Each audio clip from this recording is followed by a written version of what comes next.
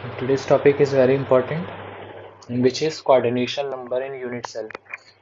ये जो coordination number है यूनिट सेल में, ये आपके स्कूल्स के बोर्ड के एग्जाम में भी पूछा जाता है, बाकी नीट और जेई में तो पूछा ही जाता है, और इसमें काफ़ी अच्छे क्वेश्चन बनाए जा सकते हैं एडवांस लेवल पर भी।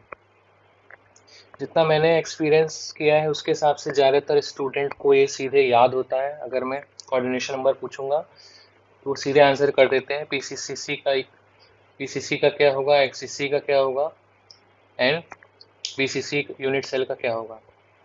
उनका रीज़न पूछा जाए, रीज़न रेयरली ज़्यादातर स्टूडेंट, अगर रेयरली मैं बात करूं, बहुत कम ही स्टूडेंट को पता रहता है तो इसका रीज़न क्या है। कुछ स्टूडेंट जिनको पता भी रहता है उनको वो बेसिकली विजुलाइज करके ही उसका आंसर कर पाते हैं, मतलब ऑन पेपर वो नहीं बता पाते कि कोऑर्डिनेशन नंबर कैसे आ रहा है। मैं आपको दो तीन तरीके से बताऊंगा, ऑन पेपर भी बताऊंगा कि कैसे आप बता सकते हैं कि कोऑर्डिनेशन नंबर इसका क्या है। याद करना भी ज़रूरी है, सीधे पता हो तब भी काम चल जाता है। और तीसरा, आपको विजुलाइज करना भी ज़रूरी है। देखिए, सॉलिड स्टेट बहुत ही ईजी चैप्टर है। उसका रीज़न क्या है कि जिस रूम में आप बैठते हैं वो एक्चुअली एक क्यूब है, हर एक रूम एक क्यूब है। तो उसको इमेजिन करना, विजुलाइज करना बहुत ईजी है, क्योंकि अभी भी आप जिस रूम में बैठे हैं आप देख रहे हो कि उस रूम में 6 स्पेस है। तो हम किसी भी यूनिट सेल को बहुत इजीली विजुलाइज कर सकते हैं। तो इसको स्टार्ट करते हैं। सो कोऑर्डिनेशन नंबर एक्चुअल में क्या होता है? कोऑर्डिनेशन नंबर है total number of atoms touching a particular atom और sphere in a given unit cell. उसी को हम नेबर एटम भी बोलते हैं। जैसे सिंपल सी बात करूं, जैसे आप क्लासरूम में जब बैठते हैं, अगर आप एक किसी, मान लीजिए, रो में बीचों बीच बैठे हुए हैं, तो आपका कोऑर्डिनेशन नंबर मैक्सिमम क्या हो सकता है? 2 हो सकता है। एक राइट में आपके स्टूडेंट हो सकता है, एक लेफ्ट में। मतलब आपके बगल में डायरेक्टली कितने लोग जुड़े हुए हैं वो कोऑर्डिनेशन नंबर होता है। आप बोल सकते हैं नहीं, मैं तो कॉर्नर में बैठा हुआ हूँ एकदम रो में, तो आपका कोऑर्डिनेशन नंबर 1 ही होगा, क्योंकि सिर्फ आपके, अगर आप कॉर्नर में बैठे हैं, या तो लेफ्ट में एक हो सकता है, राइट में हो सकता है। वैसे ही यूनिट सेल में एक पार्टिकल्स कितने पार्टिकल्स से सराउंडेड है, वो उसका नेबर एटम जो है वही उसका कोऑर्डिनेशन नंबर होता है। अब हमारे पास फर्स्ट जो यूनिट सेल है वो है PCC, primitive cubic unit cell जो होता है। पीसीसी में अगर हम बात करें, पार्टिकल्स हम जानते हैं सिर्फ कॉर्नर पे होते हैं।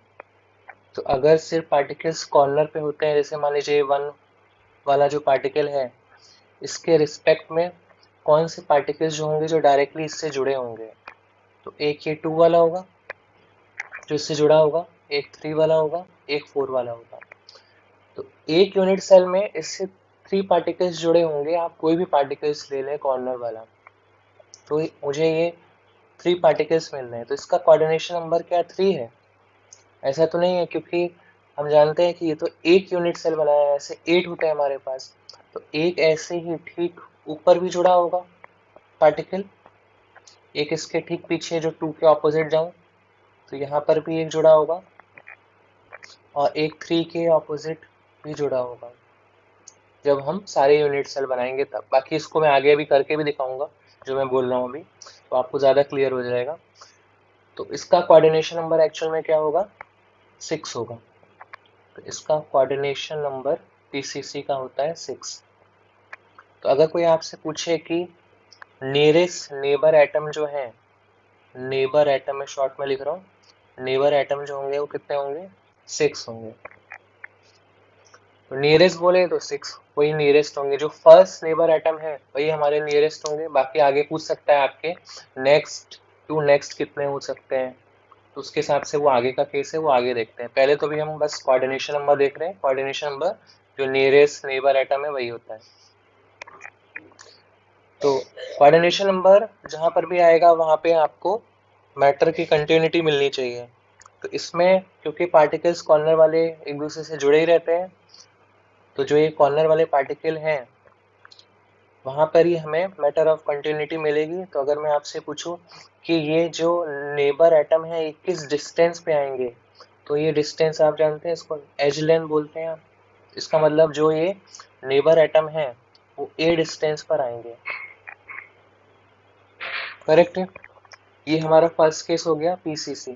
सेकेंड केस में चलते हैं, पहले जो इजी हो ले लेते हैं, बॉडी सेंटर्ड क्यूबिक ले लेते हैं।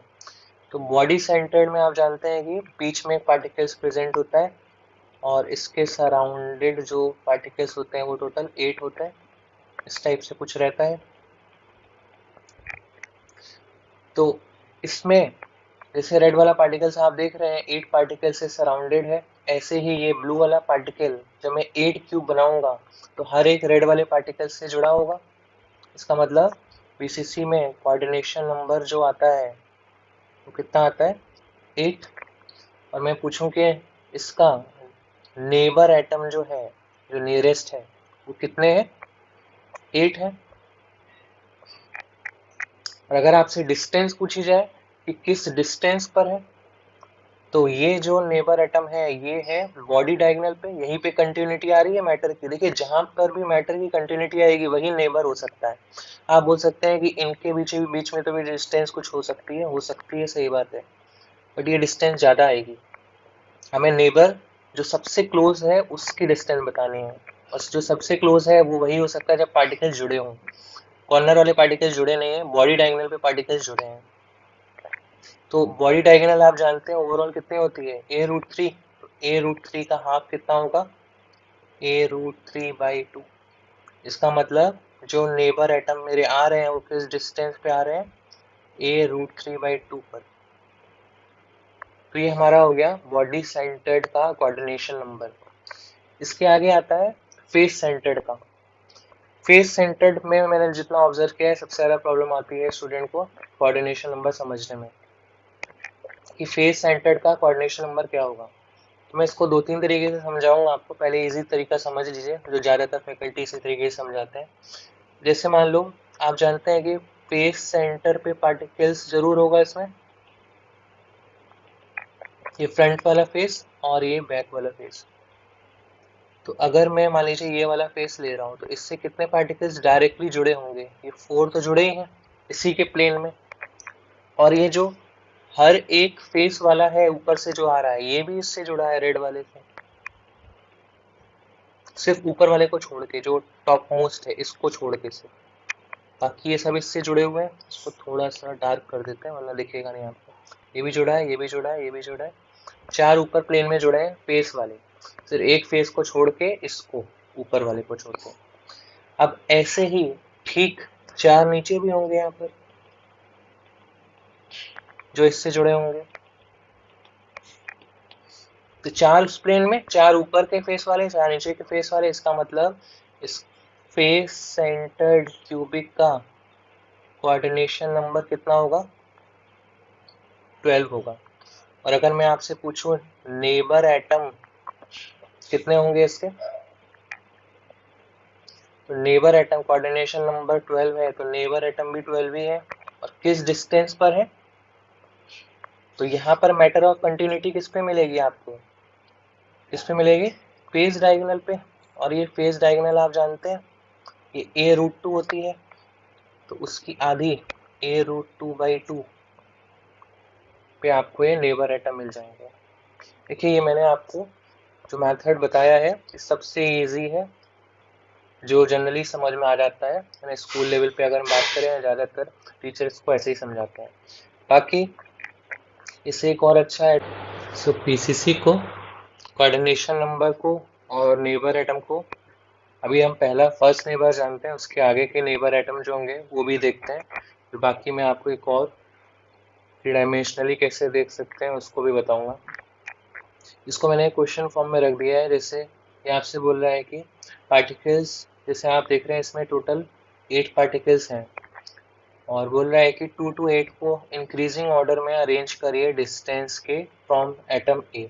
जो ये रेड वाला पार्टिकल है पीसीसी है, पार्टिकल सिर्फ कॉर्नर पे है, तो आपको ये 2, 3, 4, 5, 6, 7, 8 को उनकी डिस्टेंस के हिसाब से अरेंज करना है। उससे आपको अपने आप पता चल जाएगा कि नेबर एटम कौन सा है, नेक्स्ट नेबर कौन सा है, उस नेक्स्ट टू नेक्स्ट नेबर कौन सा है। तो अगर मैं सबसे पहले अगर मैं बात करूं जो सबसे क्लोजेस्ट होगा इसके, तो कौन सा पार्टिकल होगा, जिसको मैंने ब्लैक से दिखाया है, कौन सा, देखिए 2, ये सीधे जुड़ा होगा, कॉर्नर पे है। आप जानते हैं एज लेंथ ए होती है, सीधे जुड़ा रहता है पीसीसी में। ऐसे ही ये दूसरा ब्लैक वाला जो 4 नंबर मैंने जिसको लिखा है और ये 5 वाले को जिससे मैंने ब्लैक से लिखा है, ये सीधे जुड़े हैं और इनकी एज लेंथ जो डिस्टेंस आ रही है ए आ रही है। तो नेबर तो इसमें यही होगा जो एक कॉर्नर के पार्टिकल्स हैं। तो अगर मुझसे पूछा जाए कि इसका नेबर एटम जो होगा, नेबर एटम जो होगा वो कितने होंगे, 3 इसमें मैं पहले ही बता चुका हूँ, 3 ऐसे ही और ऊपर होंगे, 6 होंगे और किस डिस्टेंस पे होंगे, ए डिस्टेंस पर। वो कौन कौन से हैं इसमें, पार्टिकल 2 है, पार्टिकल 4 है, पार्टिकल 5 है। ये तीनों पार्टिकल ए डिस्टेंस पर है, ये सबसे क्लोज डिस्टेंस पर है, नेबर एटम है। यही एक्चुअल में इसका कोऑर्डिनेशन नंबर में काउंट होते हैं। अगर नेक्स्ट आपसे बोला जाए कि नेक्स्ट नेबर जो है, नेक्स्ट नेबर जो है वो किस डिस्टेंस पर होगा और कितने होंगे। देखिए नेक्स्ट में कौन कौन सा आ सकता है, एक तो जो ये 3 वाला है, अगर मैं इसको इससे कनेक्ट करूं, ये फेस डायगोनल पे है, देख रहे होंगे। ऐसे ही 1 एंड 6 पीछे वाले फेस डायगोनल पे आ रहा है और ऐसे ही 1 एंड 8 भी फेस डायगोनल पे है, इसको इससे जोड़ दीजिए। इसका मतलब पार्टिकल नंबर कौन कौन से, 3, 6, particle number 3, particle number 6, particle number 8, ये सब फेस डायगोनल पर है। तो फेस डायगोनल की डिस्टेंस कितनी होती है और कितने होंगे ऐसे, कितने होंगे ऐसे, टोटल कितने होते हैं आपके पास, जो अगर हम टोटल 8 क्यूब की बात करें तो इसमें 3 है ऐसे। जब ऐसे ही आप चारों तरफ से जोड़ेंगे, बाकी मैं आके 3D में आपको दिखाऊंगा कैसे कोऑर्डिनेशन नंबर उसका 12 आता है। बाकी ऊपर भी मैंने आपको एक बार करके दिखाया है कि 12 आ रहा था कोऑर्डिनेशन नंबर। तो इसके जो नेबर एटम बनेंगे यहाँ पर, जो फेस डायगोनल पर है वो आएंगे 12। तो नेक्स्ट नेबर एटम जो आएंगे वो आएंगे 12 और वो किस डिस्टेंस पर होंगे, फेस डायगोनल पे है तो a√2 पर डिस्टेंस होगी इनकी। देख लीजिए आप, ये यहाँ 1 से लेके 3 के बीच में जो डिस्टेंस है ये फेस डायगोनल है a√2। तो 3, 6, 8 ये सारे के सारे पार्टिकल जो है वो a√2 पर है। तो 2 हो गया, 3 हो गया, 4 हो गया, 5, 6, 8, एक बचा है अगर आप देख रहे हैं 7 वाला। तो 7 वाला आप खुद बताइए इसकी डिस्टेंस इससे क्या होनी चाहिए, बॉडी डायगोनल पर है और बॉडी डायगोनल क्या होती है a√3। बाकी मैंने बताया था बीसीसी का कोऑर्डिनेशन नंबर 8 होता है।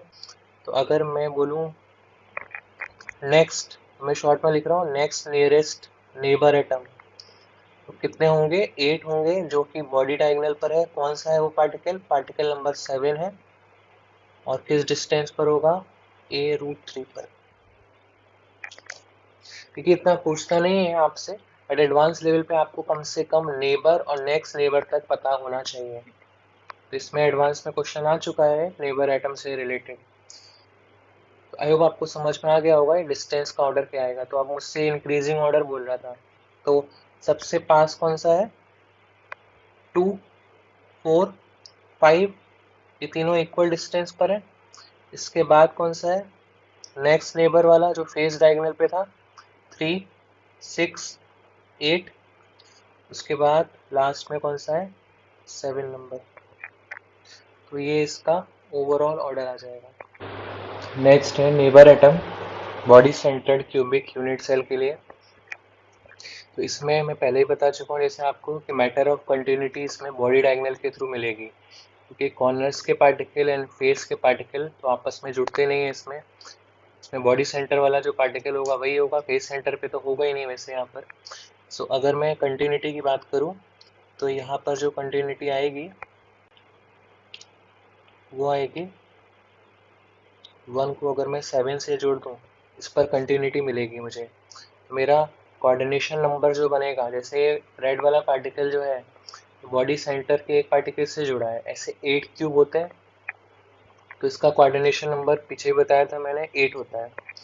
तो नेबर एटम इसके कितने होंगे, नेबर एटम ए होंगे, सॉरी 8 होंगे, और इसका डिस्टेंस कितना होगा, बॉडी डायगोनल होती है a√3, तो ये हो जाएगा a√3/2। तो इसमें जो डिस्टेंस आएगी, किस डिस्टेंस पर आ रहे हैं वो आ रहे हैं बॉडी डायगोनल का हाफ, a√3/2। ये इसके नेबर होंगे। फिर आपसे पूछ रहा है नेक्स्ट नेबर बताइए कौन सा होगा। दो ऑप्शन है मेरे पास, या तो कॉर्नर का या फेस का। तो ये कॉर्नर की डिस्टेंस आप जानते हैं ए होती है यहाँ से यहाँ तक, और अगर आप किसी भी फेस की बात करें, जैसे मान लीजिए यहाँ से यहाँ तक की अगर मैं बात करूँ, तो ये डिस्टेंस होती है a√2। तो a एंड a√2 में कौन सी ज़्यादा होगी, √2 इज 1.414, ए ज़्यादा होगा, मतलब ए डिस्टेंस कम होगी। तो नेक्स्ट नेबर कौन से होंगे, कॉर्नर वाले। कॉर्नर वाले कितने होते हैं, 6, तो नेक्स्ट होंगे 6, और उसकी जो डिस्टेंस होगी कितनी होगी, ए। नेक्स्ट नेबर तक आपको पता होना चाहिए, नेक्स्ट नेक्स्ट तक नहीं, मैं स्टिल बता दे रहा हूँ, आपको खुद वैसे भी समझ में आ गया होगा। नेक्स्ट अब कौन सा होना चाहिए, फेस वाला। फेस वाले कितने होते हैं, कोऑर्डिनेशन नंबर 12 होना चाहिए, और डिस्टेंस फेस डायगोनल कितनी होती है, a√2। तो ये बीसीसी के नेक्स्ट है face centred cubic unit cell के नेबर एटम। इसमें थोड़ा सा फोकस करेगा, इसमें थोड़ा सा दिक्कत आती है स्टूडेंट को ज़्यादातर, कि सबसे पहले नेबर एटम बताना है आपको, तो आप जानते हैं उसी को कोऑर्डिनेशन नंबर बोलते हैं। तो जहाँ पर मैटर ऑफ कंटिन्यूटी मिलेगी वही हो सकता है। तो अगर मान लीजिए मैं रेड वाले पार्टिकल से बोलूँ, तो जहाँ पे कंटिन्यूटी मिलेगी वो कौन सी डिस्टेंस होनी चाहिए, ये फेस डायगोनल के थ्रू। तो मैंने दो तरीके के आपको इसमें फेस पार्टिकल्स दिखाए, देखिए ऑरेंज वाले हैं 3, और 3 ये पर्पल वाले हैं। उसका कुछ रीज़न है, टोटल 6 फेस होते हैं। देखिए रीज़न ये है कि अगर आप ऑरेंज वाले पार्टिकल्स देखो हैं, तो इस 1 वाले पार्टिकल के रिस्पेक्ट में ऑरेंज वाले पार्टिकल सीधे इससे जुड़े हैं, देखिए इसके फेस पे आ रहे हैं ये तीनों के तीनों। जबकि जो ये पर्पल वाले हैं, पर्पल वाले इस रेड वाले पार्टिकल से सीधे नहीं जुड़े हैं, है फेस, बट वो 1 वाला पार्टिकल इस पर्पल वाले पार्टिकल से नहीं जुड़ा है। इसीलिए मैंने पर्पल अलग दिखाया और ऑरेंज वाला अलग दिखाया, उसका कुछ रीज़न है, वो आगे आपको पता चलेगा ऐसा मैं क्यों कर रहा हूँ। तो सबसे पहले अगर हम बात करें कि जो मैंने डायगोनल फेस डायगोनल खींची है उस पे मुझे नेबर एटम मिलेगा और नियरेस्ट नेबर मिलेगा, तो ये फेस डायगोनल होती है a√2। तो a√2/2 पर मुझे नेबर एटम मिलेंगे, और कितने मिलेंगे, कोऑर्डिनेशन नंबर 12 होता है फेस डिस्टेंस पर, a√2/2 पर। नेक्स्ट नेबर होगा कौन सा, बताइए आप, कौन सा होना चाहिए, ये कॉर्नर वाला जो ये ए डिस्टेंस पर था। तो नेक्स्ट होगा ए पर, कितने होंगे, कॉर्नर वाले का कोऑर्डिनेशन नंबर होता है कितना, कितना होता है 6, तो ये होंगे 6। अब जहाँ पर ये मिस्टेक होती है, देखिए जानना तो ज़रूरी नहीं है कि 2 सफिशिएंट है, स्टिल मैं बता दे रहा हूँ एडवांस लेवल के लिए कि इससे ज़्यादा और टफ क्वेश्चन नहीं पूछ सकता इससे। Next to next neighbour atom, यहाँ पर 99% स्टूडेंट गलती करेंगे, वो किसको बताएंगे, वो बॉडी डायगोनल वाले पार्टिकल्स को बताएंगे a√3 पर, जबकि इसका आंसर a√3 वाला नहीं होगा। इसीलिए मैंने फेस वालों को 2 अलग कलर से दिखाया। देखिए इस रेड वाले के लिए जो next to next closest distance आएगी वो आएगी इस पर्पल वाले पार्टिकल के रिस्पेक्ट में, या ऐसे बोलूं, इसको देखिए यहाँ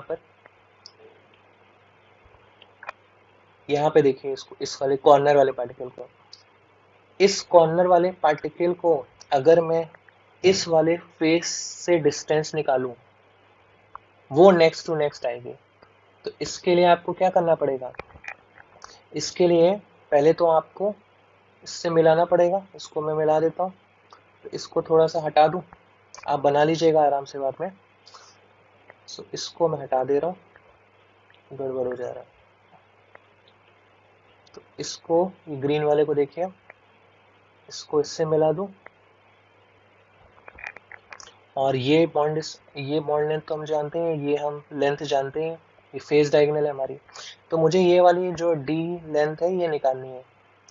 ये मैं जानता हूँ फेस डायगोनल है a√2, और ये फेस डायगोनल की आधी है, तो ये कितनी होगी a√2/2। तो इसका मतलब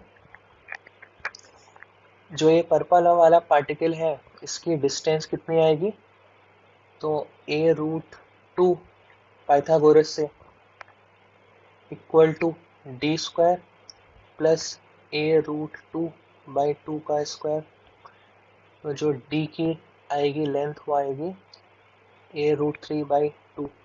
आप चेक कर लीजिएगा, मेरे हिसाब से यही आनी चाहिए। कितना आएगा ये 2a², चेक कर लेते हैं एक बार। ये आएगा 2a² और ये आएगा 2a²/4। इसको माइनस कर दें यहाँ पे।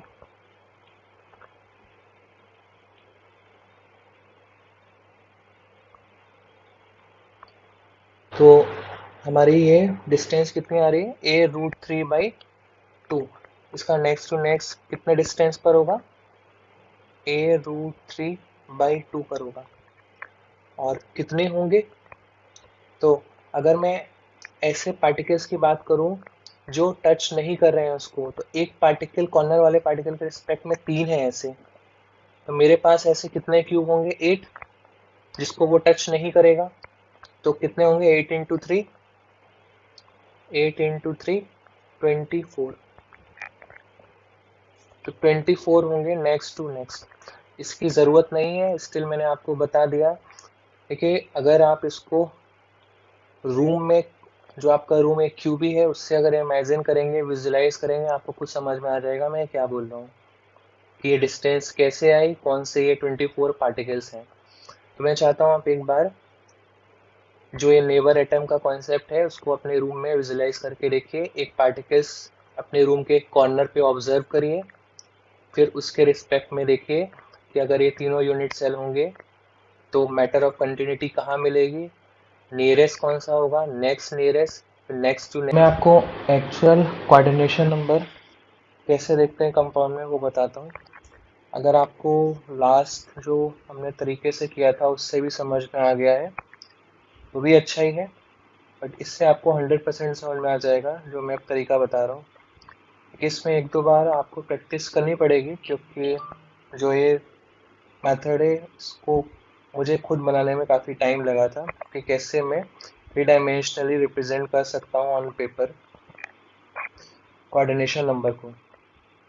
सो आप भी जब 3-4 बार कम से कम प्रैक्टिस करेंगे तो आपको आइडिया लग जाएगा और फिर आपको कोऑर्डिनेशन नंबर में कभी प्रॉब्लम नहीं होगी।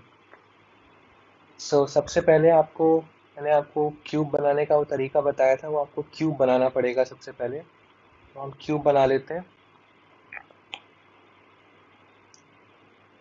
जिसमें हमने एक क्यूब को 8 क्यूब में डिवाइड किया था।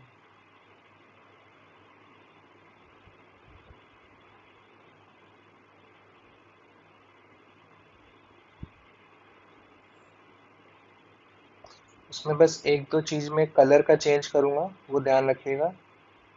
अदरवाइज़ आपको अगर 10 सेकेंड फॉरवर्ड करना है तो आप कर सकते हैं वीडियो को, इसमें आगे, जिससे हमारा एक क्यूब पूरा बन जाए।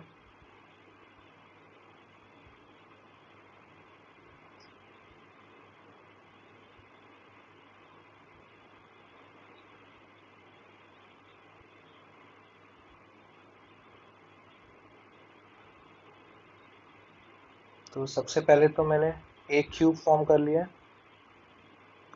और आप तरीका जानते हैं, इससे हम 8 क्यूब में इसको डिवाइड करेंगे। बस एक चीज़ ध्यान रखिएगा, जब आप डिवाइड करें मिड में से जब लाइन को ज्वाइन करें तो अलग अलग कलर से करें। तो इसको मैं अलग अलग कलर से कर रहा हूँ जिससे कि मुझे एटम अलग अलग नज़र आए जब मैं कोऑर्डिनेशन नंबर देखूंगा। तो यही करते थे हम, जो एज थे वहाँ से हम आपस में लाइन को मिला देते थे। ऐसे दूसरी लाइन बनाए एक और, इसको ले लेते हैं यहाँ से इसके मिड पॉइंट से, और इसका मिड पॉइंट यहाँ ले लेते हैं, इसका यहाँ पे हो जाएगा एक पॉइंट, और ये इसके साथ आ जाएगा। फिर एक लास्ट लाइन और होती है, यहाँ से खींचिए तीसरी वाली,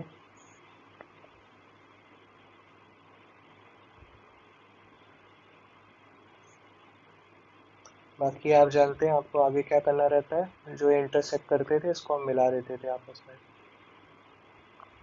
तो ये यहाँ आ जाएगा और ये यहाँ आ जाएगा, तो हमारे इसमें 8 क्यूब बन जाते हैं। तो मैं इसमें एक क्यूब में पार्टिकल्स को फिल कर रहा हूँ, तो ब्लू कलर से फिल कर लेते हैं।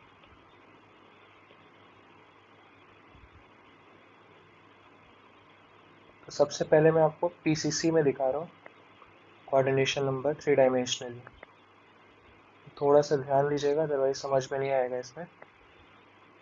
तो ये हमारा एक सिंपल 1 क्यूब हमने ले लिया है, तो टोटल 8 क्यूब है, जिसमें मैंने आपको एक क्यूब दिखाया है इसमें।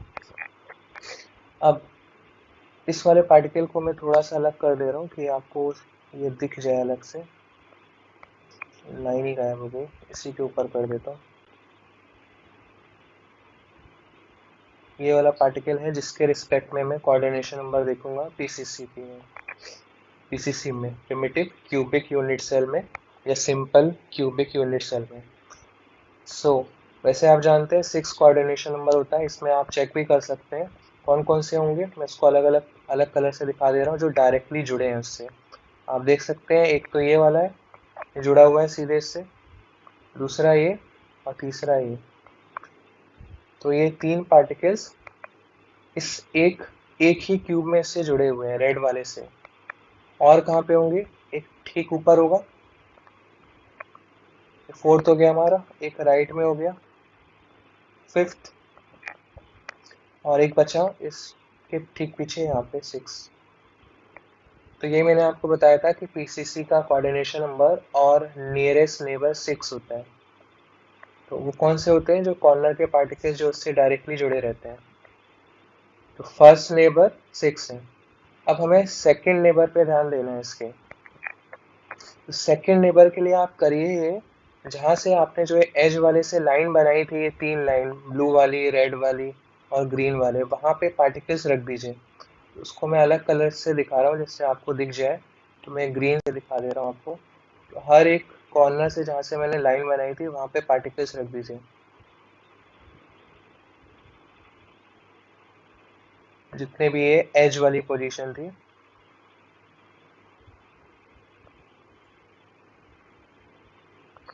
यहाँ पर भी होगा और एक यहाँ पर भी होगा। आई थिंक सारे पॉइंट पे हमने पार्टिकल्स रख दिए, एक यहाँ पे रह गया है पीछे। बाकी अब कंप्लीट हो गया है, ठीक है।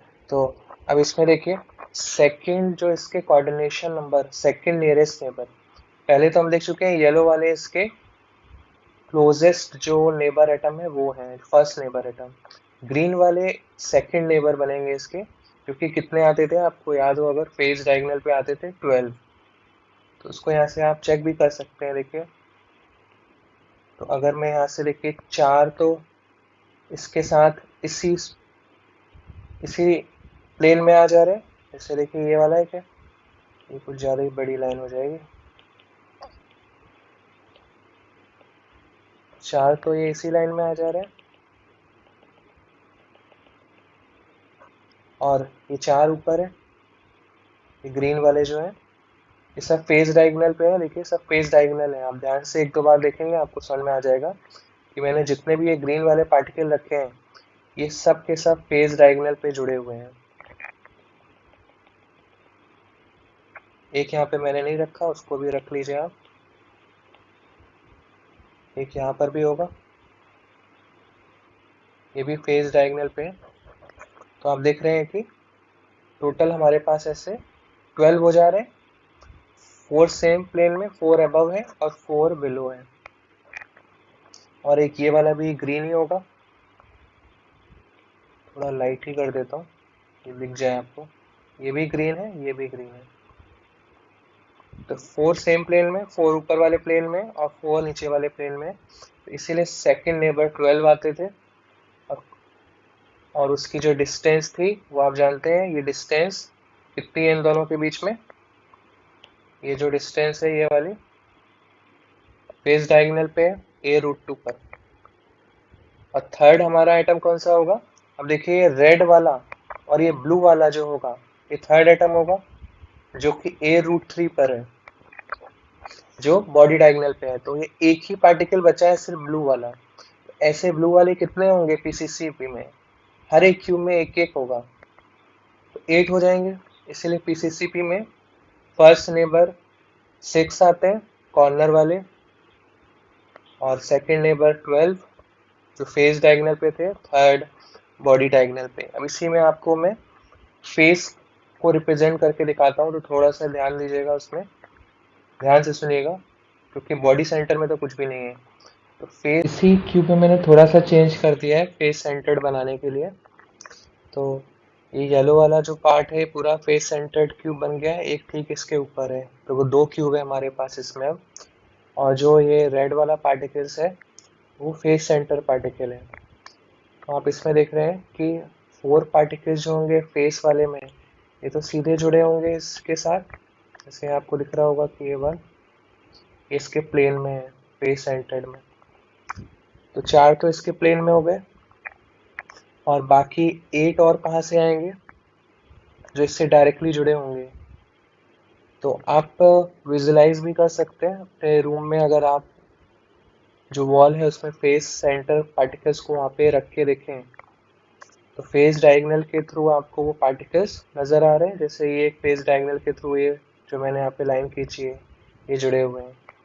अब बाकी के कौन कौन से जुड़े होंगे? तो एक बार आप इमेजिन करके देखिए, सामने विजुलाइज करके देखिए, आपकी एक वॉल से जो सामने वाली वॉल है जिसमें फेस सेंटर पार्टिकल लगा हुआ है, उससे कितने साइड और कनेक्टेड है, तो उससे कितने पोर्शन और कनेक्टेड है एक को छोड़ के सामने वाले को, बाकी टॉप बॉटम लेफ्ट राइट चारों से कनेक्टेड है सामने वाले को छोड़ के। इसका मतलब इस फेस वाले पार्टिकल्स से कौन कौन से और फेस जुड़े होंगे? एक तो ऊपर वाला है, एक के साइड वाली वॉल जो होगी ये भी जुड़ी होगी। इसको मैं दूसरे कलर से दिखा देता हूँ, ये दूसरी वाली वॉल हो जाएगी जो इससे जुड़ी होगी, राइट। यहाँ पर भी एक फेस पार्टिकल होगा। और इसके अलावा लेफ्ट वाली जो वॉल है, इसको मान लीजिए हमने रेड कलर से दिखा दिया, ये लेफ्ट वाली वॉल हो गई। यहाँ पर एक फेस सेंटर पार्टिकल होगा। इसके अलावा ऊपर वाली तो वॉल है जिसपे मैंने पार्टिकल रखा है, लेफ्ट वाली हो गई, राइट वाली हो गई, और कौन सी होगी इसके अलावा? बैक वाली जो पीछे है उसको अलग कलर से दिखा देते हैं, उसको ग्रे कलर से दिखा देते हैं। ये एक बैक में पूरी कलर हो जाएगी इसका। इसमें बीचों बीच में एक पार्टिकल होगा।